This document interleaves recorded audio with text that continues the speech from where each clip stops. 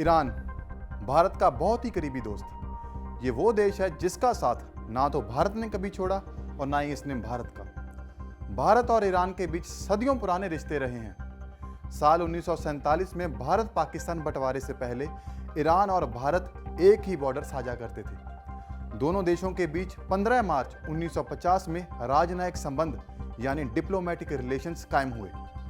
आप सभी का स्वागत है पंजाब केसरी टीवी में। मैं हूं विवेक कुमार।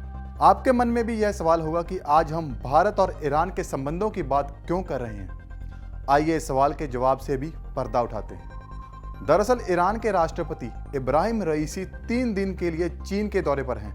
यह किसी भी ईरानी राष्ट्रपति का 20 साल के बाद चीन का दौरा है, यानी बीते 20 सालों में ईरान का कोई भी राष्ट्रपति चीन नहीं गया।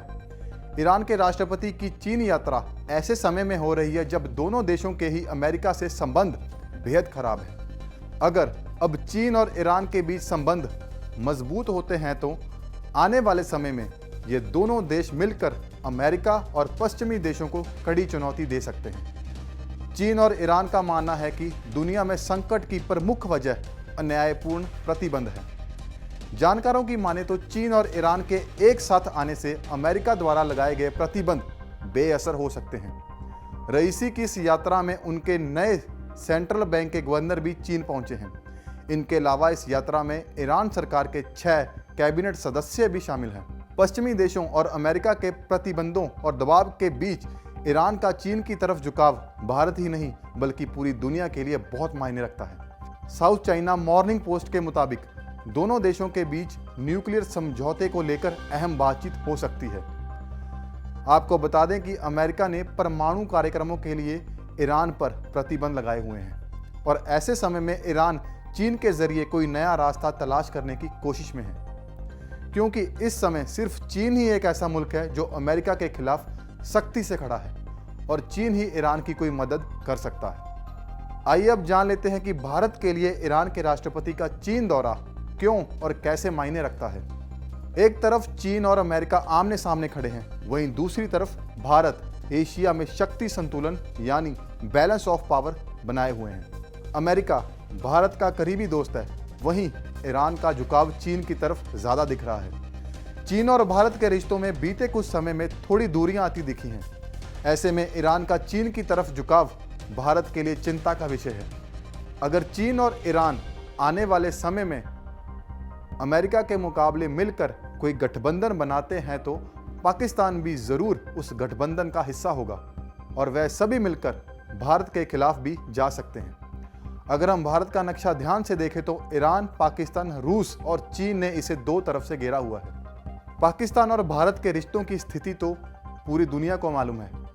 इसके अलावा चीन भी बीते 1 दशक से भारत को कुछ ज्यादा ही परेशान कर रहा है। सीपेक यानी चाइना पाकिस्तान इकोनॉमिक कॉरिडोर ने दोनों देशों की दोस्ती को और मजबूत कर दिया है। जहां एक तरफ चीन ने पाकिस्तान के गवादार पोर्ट को विकसित किया है तो वहीं भारत ने सेंट्रल एशिया और रूस के साथ सीधे तौर पर जुड़ने के लिए ईरान के चबाहर में बंदरगाह बना डाला। साफ है कि चीन और पाकिस्तान की दोस्ती के मुकाबले भारत और ईरान की साझेदारी भी काफी अच्छी रही है। रूस और यूक्रेन के बीच युद्ध शुरू होने के बाद भारत ने तटस्थ यानी न्यूट्रल रुख अपनाया है। वहीं चीन हमेशा से ही रूस का समर्थन करता रहा है।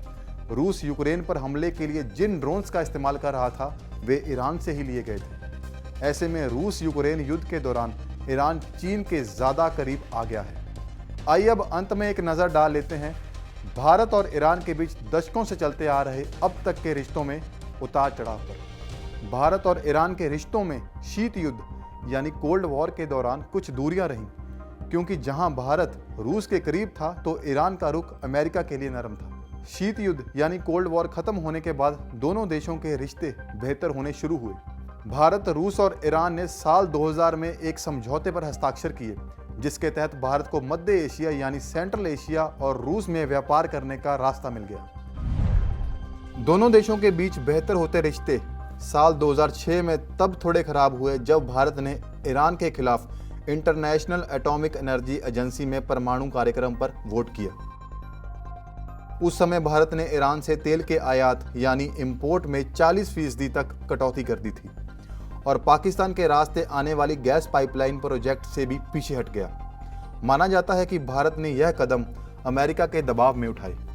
हालांकि साल 2008 में भारत ने अमेरिका के दबाव वाली बात को बिल्कुल दरकिनार कर ईरान को लेकर एक स्वतंत्र नीति अपनाई और उसके बाद से दोनों देशों के बीच संबंध फिर सुधरने लगे। 2008 में ईरान को लेकर स्वतंत्र नीति अपनाने के बाद भारत ने उसका पालन किया। भारत की तरफ से ईरान के साथ वीज़ा पॉलिसी को बदला गया, निवेश को बढ़ाया गया और अब चाबहार बंदरगाह पर भारत एल्यूमिनियम और यूरिया का प्लांट लगाए जाने की तैयारी में है। साल 2016 में पीएम मोदी ने ईरान की यात्रा की, जिससे दोनों देशों के बीच के रिश्तों को और बल मिला। साल 2018 में अमेरिकी दबाव के बावजूद भारत ने ईरान से तेल खरीदा। भारत ने साफ कर दिया कि वह सिर्फ यूनाइटेड नेशंस की तरफ से लगाए गए प्रतिबंधों को मानता है। अमेरिका के द्वारा लगाए गए प्रतिबंधों को वह बिल्कुल नहीं मानेगा। अब आने वाले समय में यह देखना दिलचस्प होगा कि भारत की फॉरेन पॉलिसी को कैसे इस्तेमाल किया जाता है, कैसे चीन और ईरान के साथ अच्छे संबंध बनाकर रखे जाएं, कैसे पाकिस्तान को भी नियंत्रण में रखा जाए। मुश्किलें तो बहुत हैं, लेकिन नामुमकिन कुछ भी नहीं। इससे पहले भी कई बड़ी मुश्किलों को सुलझाने में भारतीय डिप्लोमेसी हमेशा कारगर ही साबित हुई है और हमें आज भी अपने देश के राजनयिकों और उनके राज्य धर्म और कर्म पर पूरा विश्वास है। इस रिपोर्ट में फिलहाल इतना ही। जल्द मिलेंगे एक और नई जानकारी के साथ। देखते रहिए पंजाब केसरी टीवी। हमसे जुड़े रहने के लिए हमारे YouTube चैनल को सब्सक्राइब करें और नई वीडियो की नोटिफिकेशन के लिए बेल आइकॉन को दबाएं।